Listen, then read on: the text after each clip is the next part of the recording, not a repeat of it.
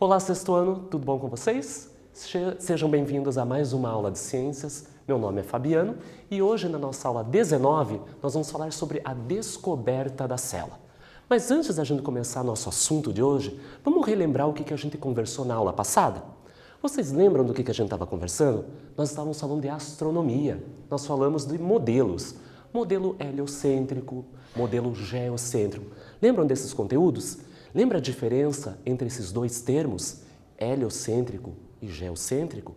Lembra que um modelo, o Sol era o centro do nosso sistema solar e no outro, a Terra era o centro do nosso sistema solar? Então a gente vai corrigir nossas atividades da aula passada, nós vamos relembrar esse conteúdo e aprender coisas novas. Mas lembra do nosso combinado?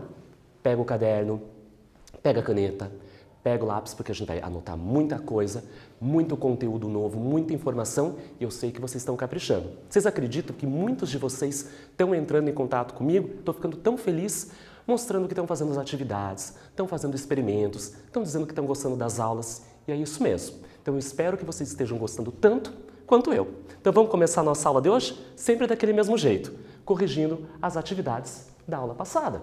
Então lembra que a gente falou sobre esse exercício? Leia a tirinha e responda as questões. Então era uma situação onde o Garfield, ele estava deitado, lembra que a gente conversou que ele é um gato preguiçoso, que só gosta de comer e ficar deitado? E ele está muito próximo de uma luminária, de um abajur. E ele repara que a luminosidade da lâmpada atrai o quê? Mariposas. E ele comenta, ele compara essa lâmpada e essas mariposas com uma situação do sistema solar. Vamos relembrar? No primeiro quadrinho, já notou como as mariposas voam em volta da luz? Como planetas na órbita de um Sol distante. E no último quadrinho, ele diz assim, eu me amo quando eu filosofo. Então ele comparou a lâmpada acesa, incandescente, emitindo a sua luminosidade, como o Sol. E as mariposas que são atraídas por essa luminosidade como se fossem os planetas. Então essa situação retrata um modelo do sistema solar. E o exercício quer saber qual é. Então vamos ver a primeira questão? Letra A. A personagem Garfield faz referência a qual modelo planetário? Será que é o geocêntrico ou o heliocêntrico que nós aprendemos na aula anterior? A resposta correta é heliocêntrico. Se a lâmpada atrai essas mariposas que voam ao redor dela, o Sol está no centro. Então essa lâmpada está no centro. Então a resposta correta é heliocêntrico. Alternativa B. Qual é a ideia principal desse modelo? Então, o que significa? Lembra? Hélio, Sol, cêntrico, centro. Então, que neste modelo, a Terra e os demais planetas estão girando em torno, em volta do Sol. Ou seja, o Sol é o centro do nosso sistema solar. Será que você acertou? Teve dificuldade ou na letra A ou na letra B? Então, eu vou dar um tempinho agora para vocês corrigirem. Se errou, pega a borracha, apaga, coloca a resposta bem caprichadinha e daqui a alguns minutinhos, daqui a um tempo, a gente volta para começar o nosso conteúdo.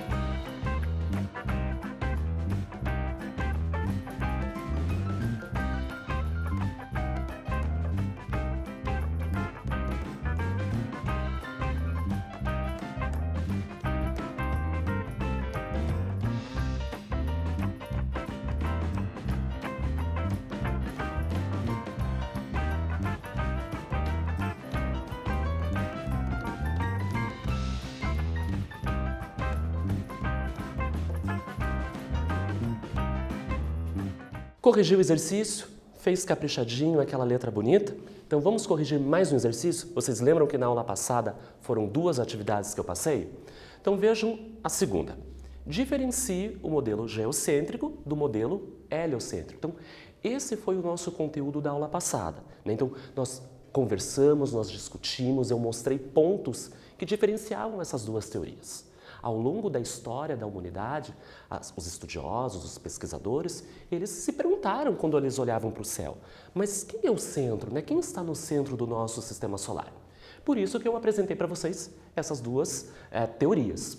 Então, na primeira, modelo geocêntrico. Lembra? Geo, terra, cêntrico, centro. Então, no modelo geocêntrico, a Terra fica no centro do universo e os demais astros, incluindo o Sol, giram ao redor da Terra. Foi o primeiro modelo. Já o modelo heliocêntrico, lembra? Hélio, Sol. O Sol fica no centro do universo e os demais planetas, os demais astros, a Terra, a nossa Lua e os demais giram ao seu redor. Então, percebam que nessa atividade é só para a gente fechar essa ideia, essa conclusão desses dois tipos de modelos e diferenciar. Quando, no início das discussões, das observações do céu, lembra? Quando a gente tinha um movimento aparente do Sol, as pessoas imaginavam que o Sol não era o centro do universo, porque ele parecia se movimentar no nosso céu. Por isso, a Terra ficava no centro. Mas com o avanço da tecnologia, das observações, do telescópio, da luneta, os pesquisadores perceberam que é o contrário. O Sol é o centro e o nosso planeta Terra gira ao redor. Então, mesma coisa para essa atividade. Se você errou alguma coisa, se enganou em algum termo, vai pegar a borracha, vai apagar, vou dar um tempinho para vocês consertarem e depois nós voltamos com o nosso novo conteúdo da aula de hoje.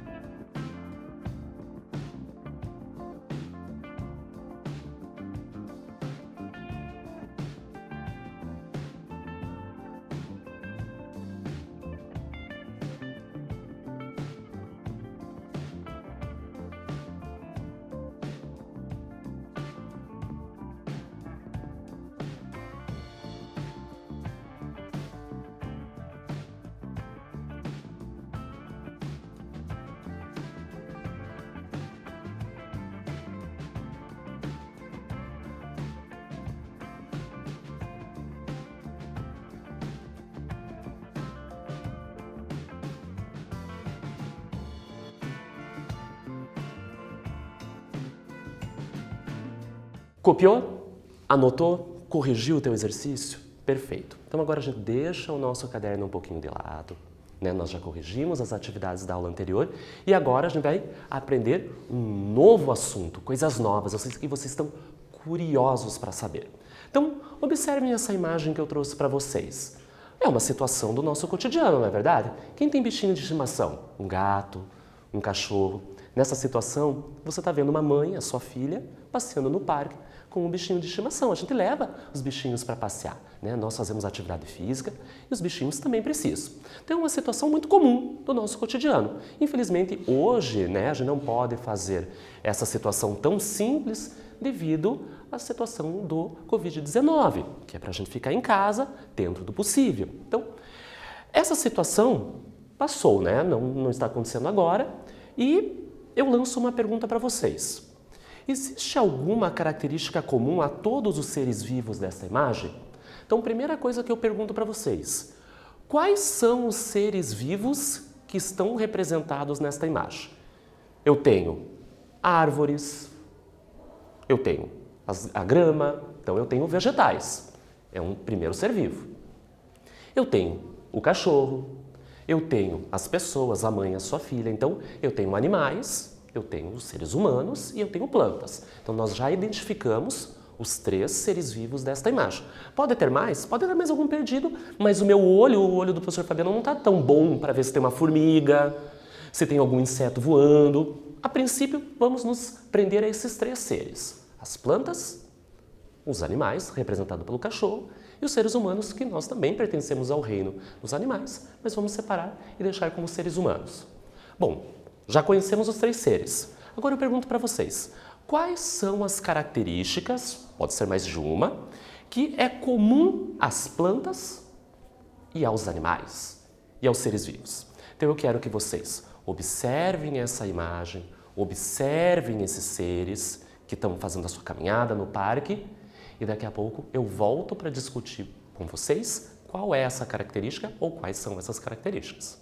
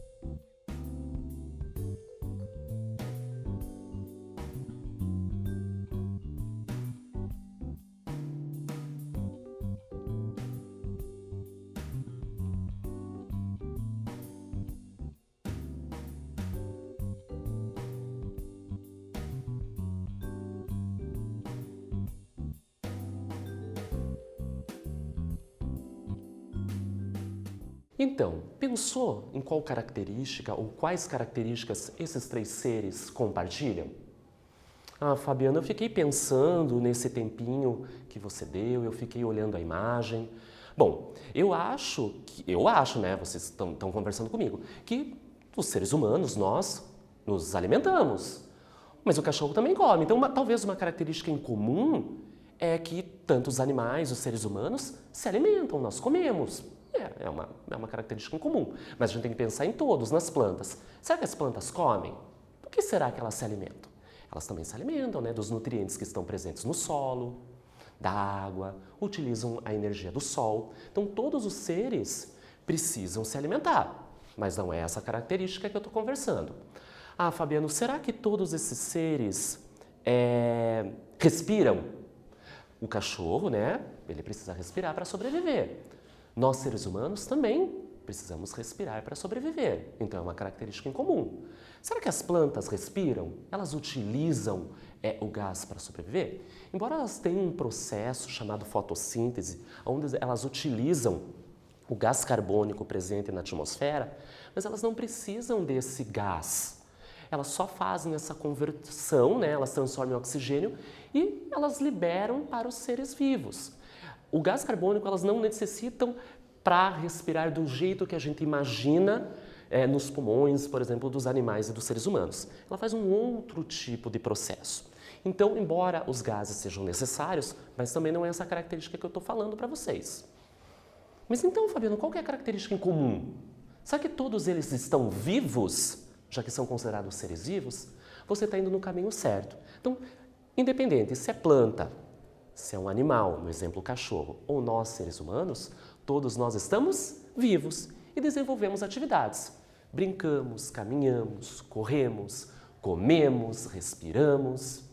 Então, eu quero que vocês comecem a perceber que esses três seres, independente das características que eles tenham, você tenha patas, 4, 2 pernas, seja fixo, raízes como as árvores, o que eles têm em comum? Uma estrutura chamada célula, que é o nosso assunto da nossa aula de hoje. Então, eu vou apresentar para vocês uma estrutura super importante que todos os seres vivos têm que apresentar. Ela está presente na constituição dos seus corpos, que é a célula. Então, vamos conversar um pouquinho? Todos os seres vivos são formados por uma ou mais de uma célula, que é considerada a estrutura básica da vida. Então percebam que eu peguei a mesma imagem e agora eu dou ênfase nos 3 seres que eu apresentei para vocês. Então nós, seres humanos, representados nessa imagem pela mãe e pela sua filha, nós temos células que formam o nosso corpo, a nossa pele, os nossos ossos, os nossos órgãos, o nosso coração, o nosso pulmão. Então o nosso corpo é formado por células. Se eu pegar o exemplo do cachorrinho, independente se é um cachorro, se é um gato, se é um passarinho, os animais também são formados por células, né? Na sua pelagem, na sua pele, nos seus órgãos. Tá? Então, na constituição dos corpos desses animais, eu tenho a célula presente. E, Fabiano, mas a planta ela é tão diferente, né? A árvore, ela não anda, ela não tem orelha, ela não tem coração, como a gente imagina dos seres humanos ou dos animais. Mas ela tem célula. Você acredita que tem? A célula das plantas é um pouquinho diferente da célula dos animais, mas tem célula também, formando então suas folhas, as suas flores, os seus frutos, a raiz, o caule. Então, independente se é um animal, ou um vegetal, uma planta, todos apresentam células na sua constituição.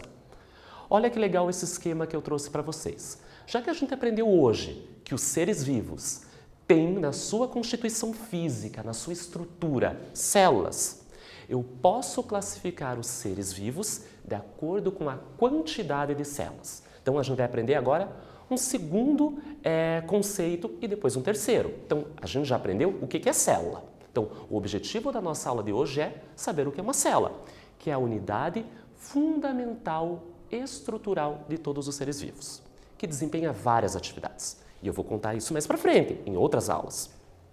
Então, vocês aprenderam o que é célula.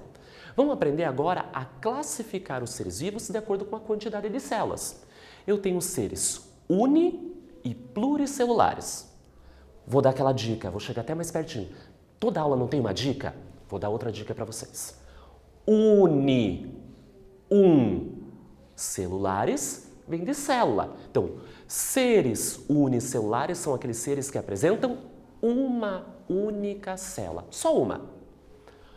Pluricelulares, muitos, bastante. Celulares, célula. Então, os seres pluricelulares são aqueles que apresentam muitas células, mais de uma, 2, 10, 15, 100, 1000 células, que é o nosso caso. Olha o nosso corpo, quantas células formam a minha pele, os meus ossos, os meus órgãos. Então vamos ver? Lembra que eu já conversei com vocês o que é um mapa mental, um mapa conceitual? É uma representação gráfica de conceitos. Então a gente está falando de seres vivos e classificá-los de acordo com a quantidade de células. 2 tipos, unicelulares e pluricelulares. E logo abaixo eu apresento para vocês o significado dessas 2 palavras. Então, unicelulares são aqueles seres formados por uma única célula. Você sabia que esses seres são muito pequenos? Eu não consigo ver ele a olho nu, porque a célula é uma estrutura muito pequena.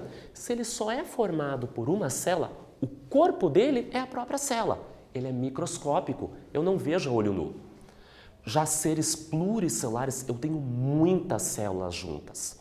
Então, eu tenho um aglomerado de células. Então, são seres formados por 2 ou mais células. Esses seres já são macroscópicos, são grandes, eu consigo visualizar. Um exemplo, o cachorro, os seres humanos, a árvore são exemplos de seres pluricelulares.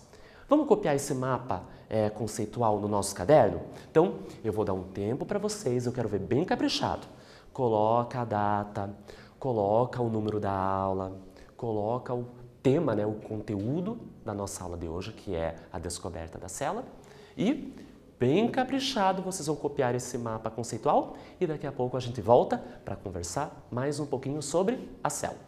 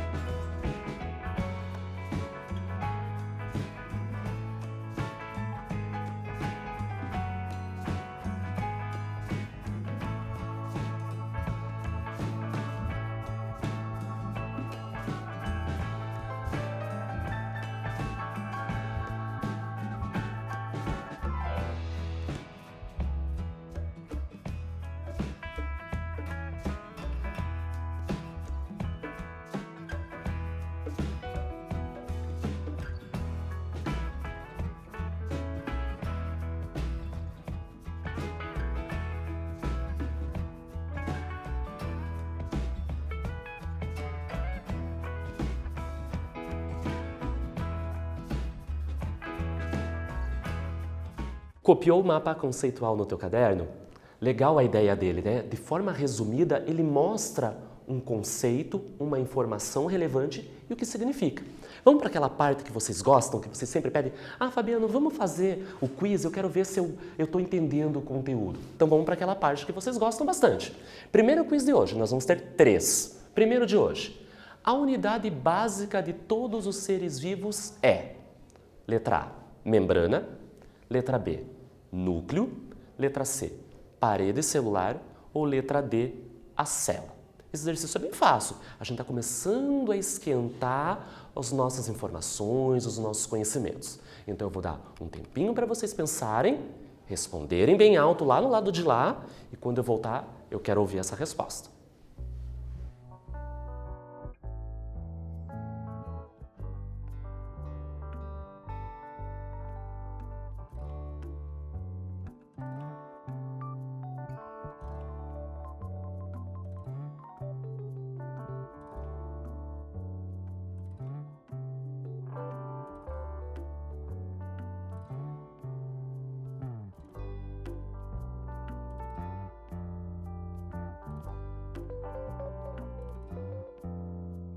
Ah, Fabiano, esse exercício é muito fácil, você acabou de explicar.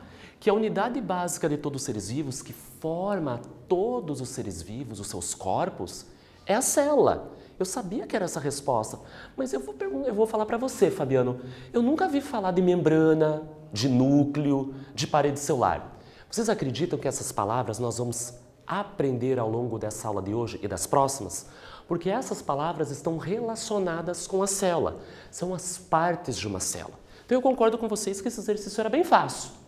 Antes de nós aprendermos as partes, o que é uma membrana, o que é um núcleo, eu tenho que entender o que é a célula. Perfeito vocês que acertaram o exercício, eu ouvi daqui a resposta. Vamos para o quiz número 2? Quero ver se vocês estão afiados na resposta. Um organismo formado por apenas uma célula é chamada de, letra A, multicelular, letra B, unicelular, letra C, pluricelular ou letra D, acelular. Percebam que esse exercício também é simples e fácil, mas observem as 4 alternativas, elas são muito parecidas, então atenção na leitura para não escolher a resposta incorreta por as palavras serem muito próximas. Deem uma leitura, façam uma olhada nesse exercício e a gente volta daqui a pouquinho com a resposta correta.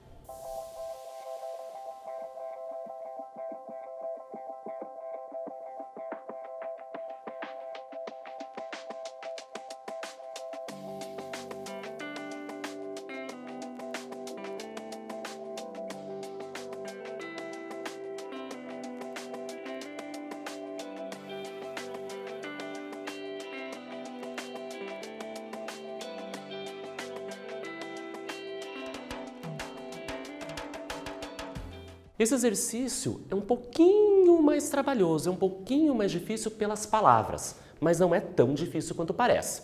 Olha a dica, lembra que eu falo para vocês? Sempre leia o enunciado. Então aqui na palavra organismo significa um ser vivo. Ele não disse qual é o ser vivo, mas ele falou que esse ser vivo tem quantas células? Uma, olha a palavra-chave. Uma. Uni. Então a resposta correta, aquele ser vivo que apresenta uma única célula é unicelular. Mas Fabiano, por que não é letra A, nem a C, nem a D? São muito próximas, muito parecidas. E eu vou explicar para vocês. Um organismo multicelular ou pluricelular são sinônimos. Então, seres multicelulares ou pluricelulares são aqueles que têm mais de uma célula. 2, 10, 100, 1000. É o nosso caso. Nós somos multi ou pluricelulares. Mas Fabiano, e acelular? Existe essa palavra? Pior que existe. A é negação, é não. Acelular é aqueles seres que não são formados por células. Então não é nem um ser vivo, é uma estrutura que não apresenta célula. E eu vou apresentar nas próximas aulas um ser, vou chamar assim, um ser que não é formado por células e que está muito em moda, a gente está ouvindo bastante sobre ele, mas a gente vai deixar isso mais para frente. Vamos agora começar a aprofundar o nosso conhecimento na célula? Olha quem eu trouxe para vocês. Eu trouxe uns colegas para conversar comigo e com vocês sobre a célula. As células foram então descobertas por Robert Hooke em 1665. Então, já que a gente está falando sobre célula, que ela é uma estrutura microscópica e que forma os nossos corpos, alguém provavelmente estudou isso e descobriu isso, e foi Robert Hooke. Ele fazia o quê? Ele observava pequenos, delgados, finos cortes de cortiça. Cortiça é uma estrutura, é um material vegetal, é uma parte de uma árvore. Eu trouxe aqui a imagem para vocês, tanto do Robert Hooke quanto dessa parte mais externa do vegetal, da planta, a cortiça. Então o que ele fez? Ele pegava essa estrutura da árvore, ele fazia um corte bem fininho e fazia observação. Mas vocês lembram que eu falei que a célula é microscópica? Muito pequena, não consigo ver olho nu, eu preciso de um instrumento. Qual instrumento será que Robert Hooke usou para observar as células? Tinha que ser um instrumento que ampliasse, que fizesse com que essa imagem ficasse muito maior para os nossos olhos observarem. Será que ele usou o telescópio? Muito provavelmente não. Embora o telescópio tenha essa função, mas é para a gente observar as estrelas, os astros. Tem um exercício, um quiz numa aula lá em astronomia que eu falei a palavra microscópio.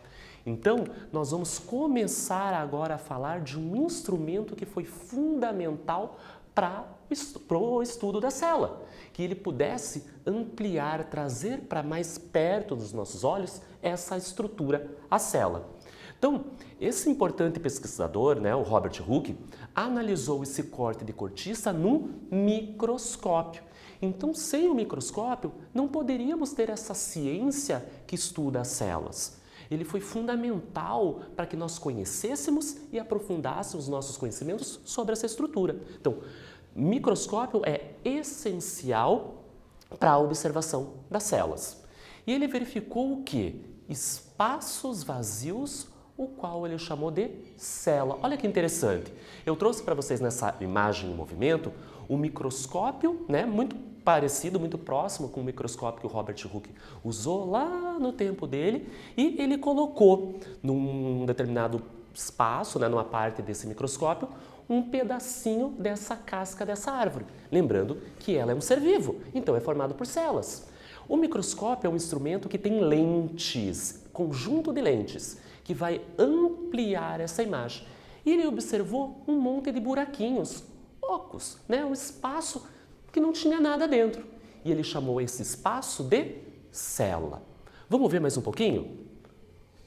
Essa é uma imagem moderna, de um microscópio atual, mas não é muito diferente do que Robert Hooke observou. Então aqui não é a imagem lá do passado, mas é o microscópio da atualidade, e nós observamos essa cortiça ao microscópio.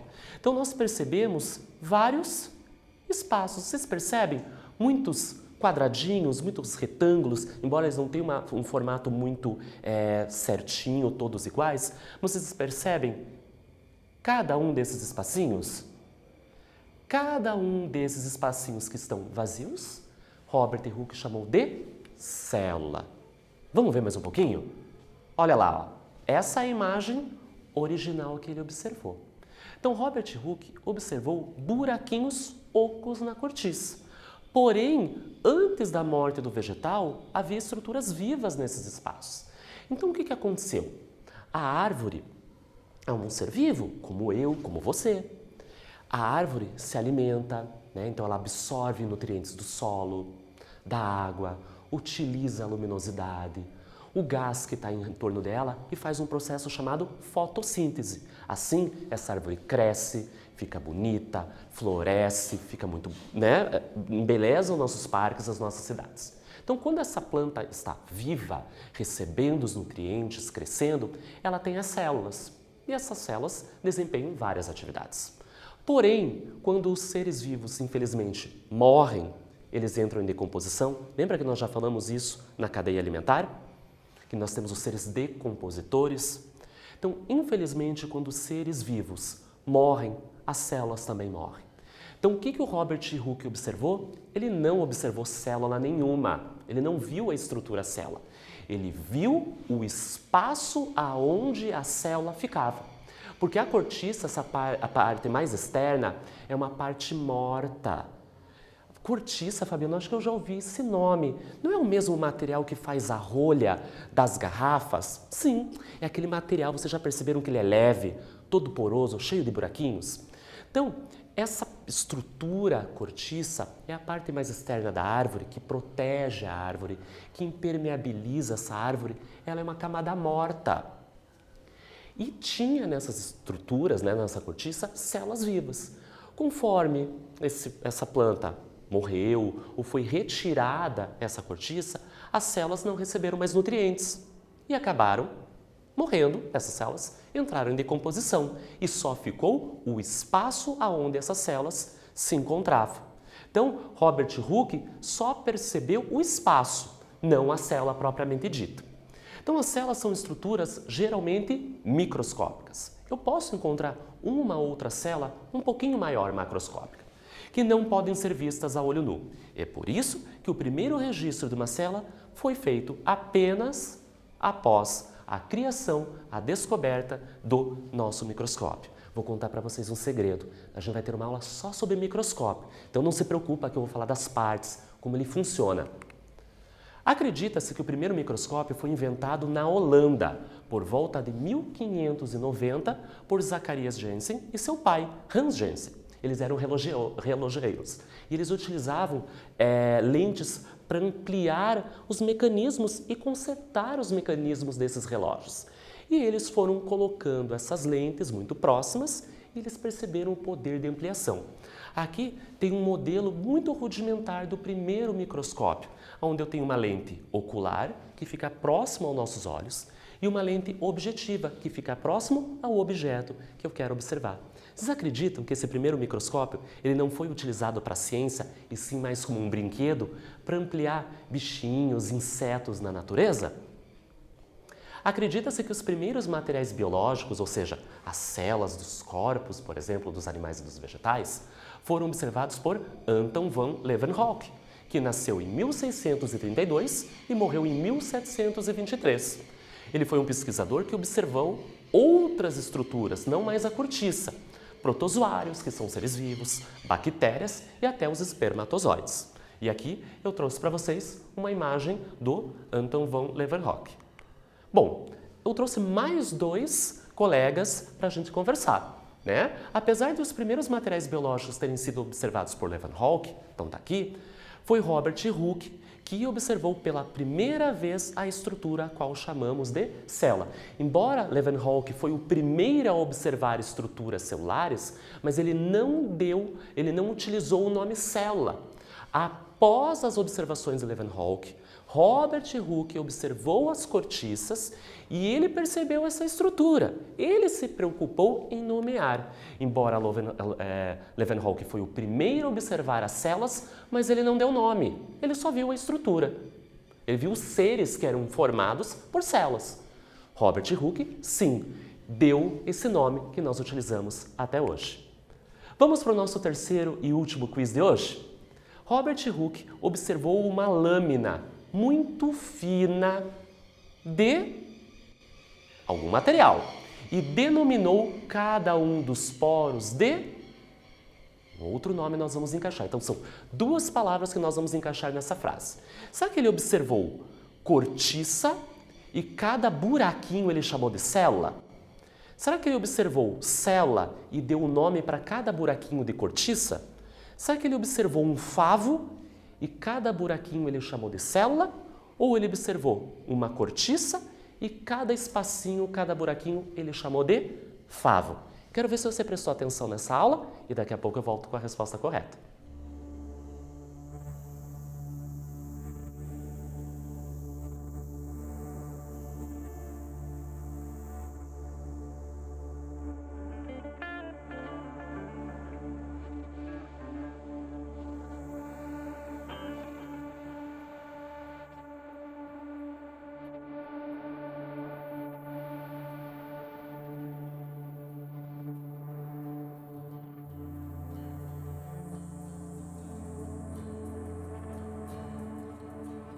Então vamos corrigir o exercício? Será que vocês acertaram? Muito fácil. Robert Hooke observou uma lâmina muito fina de... Qual que era aquele material vegetal que a gente aprendeu hoje? Cortiça. E denominou cada um dos poros, os buraquinhos. Como ele chamou aqueles buraquinhos? Célula. Então, resposta correta, letra A. Cortiça era o material e os espaços vazios ele chamou de célula. Vocês acreditam que eu trouxe para vocês essa cortiça? Dê uma olhadinha aqui como esse material que é muito comum nas garrafas de vinho, de champanhe. É um material poroso, é um material muito leve, ele é feito de um vegetal. Interessante, né? Bem legal o que a natureza nos fornece, o que nós utilizamos para as nossas atividades diárias. E vamos encerrando a nossa aula de hoje e eu trago para vocês uma atividade para fazer em casa. Então olhem lá, é uma atividade do nosso livro de ciências, não se preocupem, lembra que eu sempre falo, Prof, Fabiana, eu estou sem o meu livro, não tem problema, eu trago a atividade para vocês. Página 160, coloca a numeração desse exercício no seu caderno e reproduza em seu caderno o mapa de conceitos a seguir, substituindo as letras pelos termos adequados. Então a gente já viu, a gente já está aprendendo sobre mapa conceitual. Eu trouxe um outro com outro formato. Os seres vivos são formados por... Então, no lugar da letra A, você vai pôr a palavra que significa aquilo que forma os corpos dos seres vivos. Essa estrutura que forma os corpos, de acordo com a sua quantidade no número dessas estruturas, eu posso chamar de dois tipos, nós aprendemos hoje. Então, no lugar da letra A, B e C, você vai substituir por 3 palavras diferentes. Então você vai anotar no teu caderno, bem caprichado, você vai resolver esse exercício e na nossa próxima aula a gente corrige. Então eu vou dar um tempinho para vocês copiarem e eu volto para a gente finalizar nossa aula de hoje.